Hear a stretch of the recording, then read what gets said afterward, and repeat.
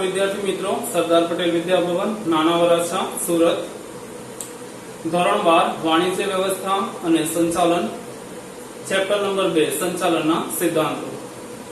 હવે હેનરી ફેયલના સંચાલનના સિદ્ધાંતો આપણે જોવાના છે। અગાઉ આપણે હેનરી ફેયલનો પરિચય મેળવી ગયા કે હેનરી ફેયલ એક ફ્રેન્ચ એન્જિનિયર અને ઉદ્યોગપતિ હતા। ઈસવીસન 1916 માં તેમણે औद्योगिक साहसની વહીવટી પ્રવૃત્તિઓ આપી હતી તેમના પુસ્તક દ્વારા। હવે આજે આપણે હેનરી ફેયલના સંચાલનના સિદ્ધાંતો જોવાના છે। હેનરી ફેયલના સંચાલનના સિદ્ધાંતો કુલ 14 છે। અત્યારે આપણે હેનરી ફેયલના સંચાલનના 7 સિદ્ધાંત જોશું। હેનરી ફેયલ એક શ્રેષ્ઠ એન્જિનિયર સાથે એક શ્રેષ્ઠ સંચાલક પણ હતા। તેમણે કહ્યું હતું કે ધંધાકીય એકમમાં જો હેતુ સિદ્ધ કરવા હોય तो मात्र ज्ञान होવું જરૂરી નથી। જ્ઞાનની સાથે સાથે જ એકમની સંપૂર્ણ માહિતી સંચાલકો પાસે હોવી જોઈએ તો હેતુ સિદ્ધિ સરળ બને છે।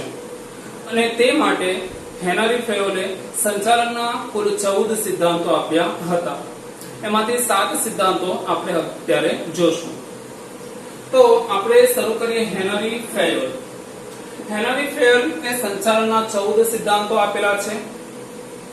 સંચાલનમાં સફળ થવા માટે માત્ર જ્ઞાન હોય એ પૂરતું નથી। જ્ઞાનની સાથે સાથે જ સંચાલકો એકમની દરેક સઘળી પ્રવૃત્તિથી વાકેફ એટલે કે જાણકાર હોવા જરૂરી છે। અને તે માટે હેનરી ફેયલે સંચાલનના 14 સિદ્ધાંતો આપ્યા।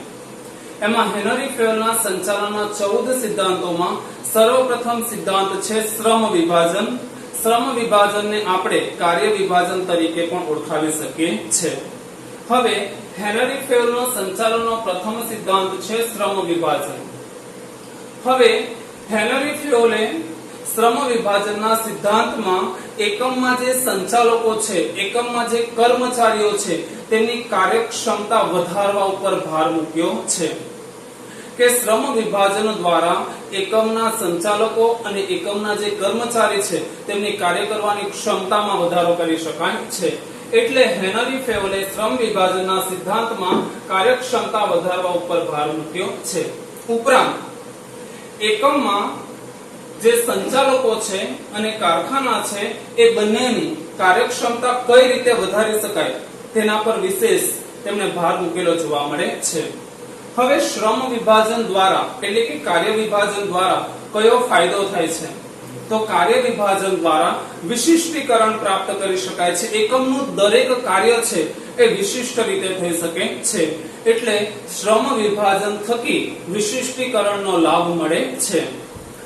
જો કાર્યમાં વિશિષ્ટીકરણ આવે તો શું થાય તો કાર્યમાં વિશિષ્ટીકરણ આવવાથી એકમના કાર્ય સરળતાથી થઈ શકે છે, ઝડપથી થઈ શકે છે। અને એકમના કાર્ય સરળતાથી અને ઝડપથી થાય તો ઉત્પાદનમાં વધારો કરી શકાય છે।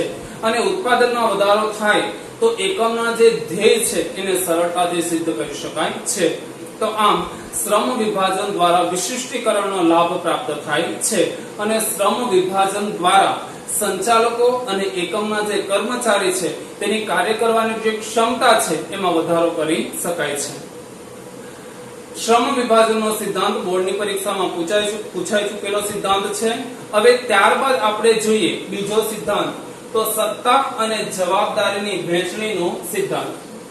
હવે સત્તા, હક અને ફરજ એ એક સિક્કાની બે બાજુ છે, તેવી જ રીતે સત્તા અને જવાબદારી પણ એક સિક્કાની બે બાજુ છે। હક અને સત્તા અને જવાબદારી એક સિક્કાની બે બાજુ છે, બંને એકબીજા વગર અધૂરા છે। સત્તાના પ્રમાણમાં જવાબદારી મળવી જોઈએ અને જવાબદારીની પ્રમાણમાં જ સત્તા મળવી જોઈએ। જો સત્તા કરતા જવાબદારી ઓછી હોય અથવા તો જવાબદારી કરતા સત્તા ઓછી હોય તો એકમના ધ્યેયને સિદ્ધ કરી શકાતા નથી કે એકમના ધ્યેય સિદ્ધિમાં અડચણ ઊભો થાય છે, વિલંબ થાય છે। આથી જેટલા પ્રમાણમાં સત્તા આપવામાં આવે તેટલા જ પ્રમાણમાં જવાબદારી પણ આપવી જોઈએ અથવા તો જેટલા પ્રમાણમાં જવાબદારી આપવામાં આવે તેટલા જ પ્રમાણમાં સત્તા પણ આપવી જોઈએ। કારણ કે સત્તા અને જવાબદારી એક સિક્કાની બે બાજુ છે, બંને એકબીજા કરતા અધૂરા છે। હવે આપણે જાણીએ છીએ કે ઘણીવાર સત્તાનો દુરુપયોગ થઈ શકે છે. જો વ્યક્તિને વધુ પડતી સત્તા આપી દેવામાં આવે તો તેનો દુરુપયોગ થાય, અને વધુ પડતી જવાબદારી આપી દેવામાં આવે તો જે વ્યક્તિ છે, સંચાલક છે, કર્મચારી છે, એ જવાબદારી નીચે દબાઈ જાય છે. આથી સત્તાની સોંપણી કરતી વખતે વ્યક્તિમાં રહેલા કૌશલ્ય, તેનો અનુભવ, તેનું જ્ઞાન, તેની આવડત, તેની લાયકાત, આ દરેક બાબતને ધ્યાનમાં લઈ સત્તાની સોંપણી કરવી જોઈએ અને સત્તાના પ્રમાણમાં જ જવાબદારી આપવી જોઈએ. કારણ કે સત્તા કરતા વધુ પડતી જવાબદારી આપી દેવાથી એકમના ધ્યેયને સિદ્ધ કરી શકાય નહીં. એટલે સત્તા અને જવાબદારી બંને સમાન પ્રમાણમાં આપવી જોઈએ, એક ઓછી કે એક વધુ નહીં. ત્યારબાદ આપણે જોશું શિસ્તનો સિદ્ધાંત. હવે ધંધાકીય એકમમાં શિસ્ત ખૂબ જ જરૂરી છે. આપણે જાણીએ છીએ કે ઔદ્યોગિક એકમ હોય તો તેમાં મોટી સંખ્યામાં કર્મચારીઓ આપણને કામ કરતા જોવા મળે છે. હવે મોટા પ્રમાણમાં જો કર્મચારીઓ કામ કરતા હોય તો ત્યાં શિસ્તના પ્રશ્નો ઉભા થતા જોવા મળે છે. અને ધંધાકીય એકમમાં જે શિસ્ત હોય છે એ શિસ્તને ઔદ્યોગિક શિસ્ત તરીકે ઓળખવામાં આવે છે. હવે ધંધાકીય એકમમાં આપણને ઔદ્યોગિક શિસ્ત જોવા મળે છે. શિસ્ત થકી કયા ફાયદાઓ થાય છે? ધંધાકીય એકમમાં શિસ્તનું વાતાવરણ હોય તો એકમમાં સરળતાથી સંવાદિતતા સાધી શકાય છે. એકમમાં સંવાદિતતા વિભાગ વચ્ચે એકમમાં ઘણા બધા વિભાગો આવેલા છે. ખરીદ વિભાગ, ઉત્પાદન વિભાગ, વેચાણ વિભાગ, હિસાબી વિભાગ, કર્મચારી વિભાગ, આ દરેક વિભાગ વચ્ચે સરળતાથી સંવાદિતતા સાધી શકાય છે. તો તે માટે એકમમાં શિસ્ત ખૂબ જ જરૂરી છે. ત્યારબાદ જોવા જઈએ તો એકમમાં શિસ્ત દ્વારા એકમમાં અનુશાસન સ્થાપિત કરી શકાય છે. એકમમાં મોટી સંખ્યામાં કર્મચારીઓ કામ કરતા હોય છે ત્યારે શિસ્તના પ્રશ્નો ઉભા થાય છે, અને શિસ્તના પ્રશ્નો ઉભા ન થાય તે માટે હેનરી ફેયોલે શિસ્તનો સિદ્ધાંત આપેલો છે કે એકમમાં સંવાદિતતા સર્જાય તે માટે શિસ્ત જરૂરી છે, એકમમાં અનુશાસન સર્જાય તે માટે એકમમાં શિસ્ત જરૂરી છે, અને શિસ્ત દ્વારા ધ્યેય સિદ્ધિ પણ સરળ બને છે. આમ એકમમાં શિસ્ત ખૂબ જ જરૂરી છે. ત્યારબાદ આપણે જાણીએ છીએ ચોથો સિદ્ધાંત છે હુકુમની એકવાક્યતાનો સિદ્ધાંત. ધંધાકીય એકમની વાત કરીએ તો ધંધાકીય એકમમાં ઘણા બધા વિભાગો હોય છે, અને આ ઘણા બધા વિભાગોમાં ઘણા બધા કર્મચારીઓ આપણને કામ કરતા જોવા મળે છે. હવે આપણે જાણીએ છીએ કે કર્મચારીને એક કરતા વધુ અધિકારીઓ પાસેથી હુકુમો પ્રાપ્ત થાય તો કર્મચારી યોગ્ય રીતે કામ કરી શકતો નથી. કર્મચારી મૂંઝવણ અનુભવે છે કે કયા અધિકારીના હુકમનું પાલન કરવું. આથી હુકમની એકવાક્યતા ખૂબ જ જરૂરી છે કે એક જ ઉપરી અધિકારી તરફથી કર્મચારીઓને હુકમ મળવા જોઈએ. જો એક જ ઉપરી અધિકારી તરફથી કર્મચારીને હુકમ આપવામાં આવે તો કર્મચારી સરળતાથી કામ કરી શકે છે, તે કોઈ પણ પ્રકારની મૂંઝવણ અનુભવતો નથી. આથી ધંધાકીય એકમમાં હુકમની એકવાક્યતા ખૂબ જ જરૂરી હોય છે. એક વિભાગ, હવે આપણે જાણીએ છીએ કે ધંધાકીય એકમમાં અત્યારે જ મેં તમને કીધું કે ઘણા બધા વિભાગો છે. ખરીદ વિભાગ છે, વેચાણ વિભાગ છે, ઉત્પાદન વિભાગ છે. તો આ દરેક વિભાગ પ્રત્યે એક જ અધિકારી જવાબદાર હોવો જોઈએ. એક વિભાગ એક અધિકારી, એક વિભાગના કર્મચારીઓને એક જ અધિકારી તરફથી જો હુકમો મળતા હોય તો ધ્યેય સિદ્ધિ સરળ બને છે. કર્મચારી કોઈ પણ પ્રકારની મૂંઝવણ અનુભવતો નથી અને તે સરળતાથી કાર્ય કરી શકે છે. આથી હેનરી ફેયોલે આપણને હુકમની એકવાક્યતાનો સિદ્ધાંત આપ્યો છે. ત્યારબાદ આપણે પાંચમા સિદ્ધાંતની વાત કરીએ તો પાંચમો સિદ્ધાંત છે દોરવણીનો સિદ્ધાંત. હવે સર્વપ્રથમ શું કરવામાં આવે છે તો ધંધાકીય એકમમાં સર્વપ્રથમ આયોજન કરવામાં આવે છે. આયોજનને પાર પાડવા માટે વ્યવસ્થા તંત્રની રચના કરવામાં આવે. વ્યવસ્થા તંત્ર બાદ કર્મચારી વ્યવસ્થા કરવામાં આવે અને ત્યારબાદ કર્મચારીને દોરવણી આપવામાં આવે, અને દોરવણી દ્વારા એકમના ધ્યેયને, એકમના હેતુને સરળતાથી સિદ્ધ કરી શકાય છે. પરંતુ હુકમની એકવાક્યતા અને દોરવણીની એકવાક્યતા, તો હુકમની એકવાક્યતા અને દોરવણીની એકવાક્યતામાં સમાનતા જોવા મળે છે કે આ દોરવણી ચોક્કસ અધિકારી દ્વારા જ મળવી જોઈએ. કોઈ એક જૂથ હોય તો એ જૂથના દરેક કર્મચારીને ચોક્કસ અધિકારીઓ દ્વારા જો દોરવણી આપવામાં આવે, દોરવણી અગાઉ તમને સમજ આપી છે કે કર્મચારીને માર્ગદર્શન આપવું અને તેમના પર દેખરેખ રાખવી, એનો અર્થ થાય દોરવણી. તો જે કંઈક જૂથ કાર્ય કરી રહ્યું છે હેતુને સિદ્ધ કરવા માટે, તો એ જૂથને, એ કર્મચારીના જૂથને કોઈ નિશ્ચિત ચોક્કસ અધિકારી પાસેથી જ દોરવણી મળવી જોઈએ, માર્ગદર્શન મળવું જોઈએ. તો દોરવણીની એક વાક્યતા રહેશે, દોરવણીમાં સમાનતા રહેશે.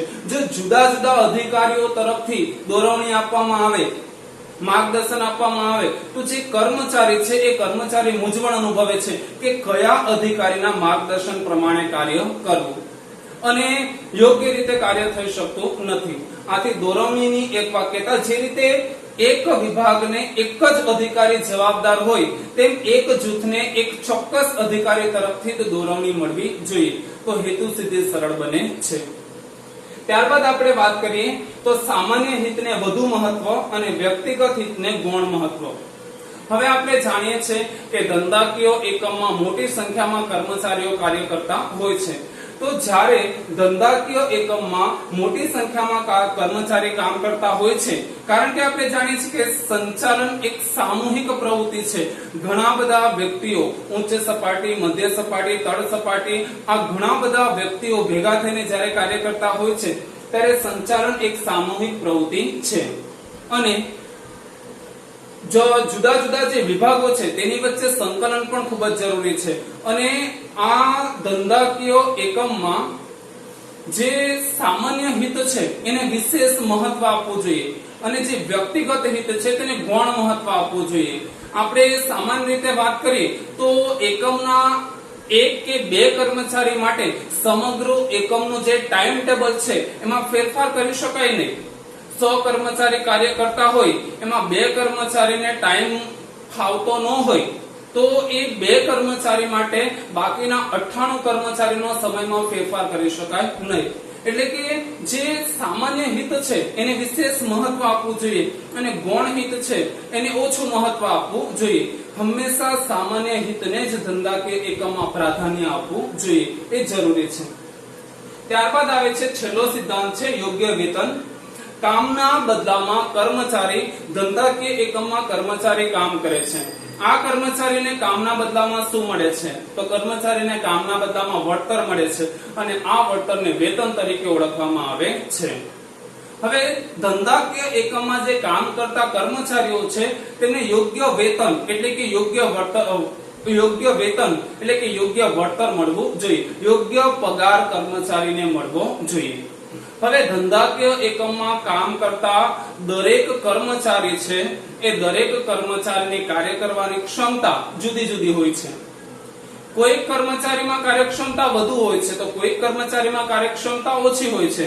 તો જે કર્મચારીની કાર્યક્ષમતા વધુ છે તો તેમને વધુ વેતન મળવું જોઈએ, અને જે કર્મચારીની કાર્યક્ષમતા ઓછી છે તો એ કર્મચારીને ઓછું વેતન મળવું જોઈએ. જો કર્મચારીને તેના કામના આધારે વેતન ચૂકવવામાં આવે તો એકમમાં એક સંવાદિતા ભર્યું વાતાવરણ સર્જાય છે. એકમમાં જે કર્મચારીઓ છે તેમના વચ્ચે સહકાર જોવા મળે છે. આથી કામના પ્રમાણમાં કર્મચારીને વેતન આપવું જોઈએ. ઉપરાંત કર્મચારીની જે આવડત છે, બુદ્ધિ છે, કૌશલ્ય, લાયકાત, આ દરેક બાબતને ધ્યાનમાં લઈ કર્મચારીને વેતન આપવું જોઈએ. તો આ છે હેનરી ફેયોલના સંચાલનના 7 સિદ્ધાંતો. એકવાર આપણે ફરી પાછા ઝડપથી જોઈ જશું હેનરી ફેયોલના સંચાલનના 7 સિદ્ધાંતો. હવે પહેલો સિદ્ધાંત છે શ્રમ વિભાજનનો સિદ્ધાંત. શ્રમ વિભાજનનો સિદ્ધાંત એ કાર્યક્ષમતા વધારવા પર ભાર મૂકે છે, અને શ્રમ વિભાજન દ્વારા વિશિષ્ટીકરણ શક્ય બને છે અને હેતુ ઝડપથી સિદ્ધ કરી શકાય છે. બીજો છે સત્તા અને જવાબદારીનો સિદ્ધાંત. સત્તા અને જવાબદારી એક સિક્કાની બે બાજુ છે. સત્તા અને જવાબદારી સમાન હોવી જોઈએ, સમાન આપવી જોઈએ. સત્તા વધુ, જવાબદારી ઓછી, જવાબદારી ઓછી, સત્તા વધુ, તો એકમમાં અવ્યવસ્થા સર્જાય છે. એટલે સત્તાના પ્રમાણમાં જવાબદારી અને જવાબદારીની પ્રમાણમાં સત્તાની વહેંચણી કરવી જોઈએ. ત્યારબાદ જોઈએ તો શિસ્તનો સિદ્ધાંત. અહીં ઔદ્યોગિક શિસ્તની વાત કરવામાં આવી છે કે જ્યારે મોટી સંખ્યામાં કર્મચારીઓ કામ કરતા હોય તો એકમમાં શિસ્ત જરૂરી છે. શિસ્ત દ્વારા એકમમાં સંવાદિતા સાધી શકાય છે, અનુશાસન સરળતાથી સ્થાપી શકાય છે. ત્યારબાદ હુકુમની એક વાક્યતાનો સિદ્ધાંત કે એક કરતા વધુ અધિકારીઓ દ્વારા કર્મચારીને હુકમ આપવામાં આવે તો કર્મચારી મૂંઝવણ અનુભવે છે. આથી એક વિભાગને એક ચોક્કસ અધિકારી દ્વારા જ હુકમ આપવા જોઈએ તો તે સરળતાથી પાલન કરી શકે છે. ત્યારબાદ આવે છે દોરવણીની એક વાક્યતાનો સિદ્ધાંત. દોરવણી એટલે શું? તો કર્મચારીઓને માર્ગદર્શન આપવું અને તેમના પર દેખરેખ રાખવાની જે પ્રવૃત્તિ છે તેને દોરવણી તરીકે ઓળખવામાં આવે છે. અને એક જૂથને એક ચોક્કસ અધિકારી દ્વારા દોરવણી આપવી જોઈએ, માર્ગદર્શન આપવું જોઈએ, જેથી તેઓ સરળતાથી કાર્ય કરી શકે. ત્યારબાદ આવે છે સામાન્ય હિતને વધુ મહત્વ અને વ્યક્તિગત હિતને ગૌણ મહત્વ. એકમમાં એક કર્મચારી માટે કે બે કર્મચારી માટે સમગ્ર એકમના ટાઈમ ટેબલમાં ફેરફાર કરી શકાય નહીં, કારણ કે સામાન્ય હિતને વધુ મહત્વ આપવાનું છે, ગૌણ હિતને ઓછું મહત્વ આપવું. સામાન્ય હિતને વધુ મહત્વ અને વ્યક્તિગત હિતને ગૌણ મહત્વ આપવાનું છે. ત્યારબાદ આવે છે યોગ્ય વેતન. કર્મચારીને કામના બદલામાં જે વળતર મળે છે તેને વેતન કહેવાય છે. અને કર્મચારીને જે યોગ્ય વેતન મળે, યોગ્ય વળતર મળે તો કર્મચારીનો ઉત્સાહ વધે છે, તેઓ વધુ ઉત્સાહથી કાર્ય કરી શકે છે. આમ હેનરી ફેવરના 7 સિદ્ધાંતો છે. હવે પછી હેનરી ફેવરના બીજા 7 સિદ્ધાંત જોશું, કારણ કે આપણે જાણીએ છીએ કે હેનરી ફેવરના સંચાલનના કુલ 14 સિદ્ધાંતો છે. અને ખાસ કરીને શ્રમ વિભાજનનો સિદ્ધાંત, હુકુમની એક વાક્યતાનો સિદ્ધાંત, દોરવણીનો સિદ્ધાંત અને યોગ્ય વેતનનો સિદ્ધાંત. આ પ્રશ્નો બોર્ડની પરીક્ષામાં વારંવાર પૂછાય છે, તો આ પ્રશ્ન પર વિશેષ ધ્યાન આપવું. અસ્તુ.